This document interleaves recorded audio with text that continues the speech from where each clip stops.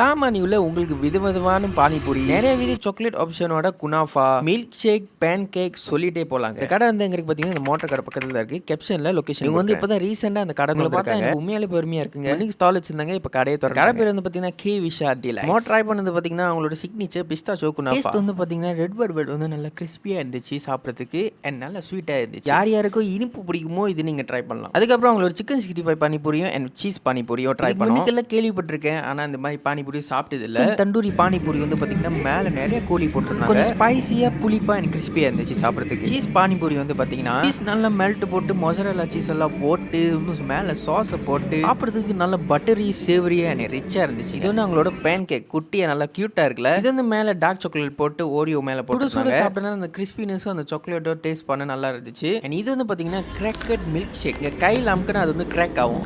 Taste வந்து பாத்தீங்கன்னா exactly நம்ம மெக்டானல்ட்ஸ்ல சண்டே சாக்லேட் வாங்குவோம் பாருங்க, எக்ஸாக்ட்லி அதோட டேஸ்ட் அப்படிதான் இருக்கும். ஏன்னா அவங்களோட லைம் சோடாவா நல்லா இருந்துச்சுங்க, நல்ல ரீஃப்ரெஷிங்காக இருந்துச்சு. உங்களுக்கு பானிபூரி குனாஃபா ட்ரை பண்ணணும்னா இந்த காலையில் ட்ரை பண்ணி பார்த்துட்டு கீழே கமெண்ட்ல என்கிட்ட சொல்லுங்க எப்படி இருக்குன்னு.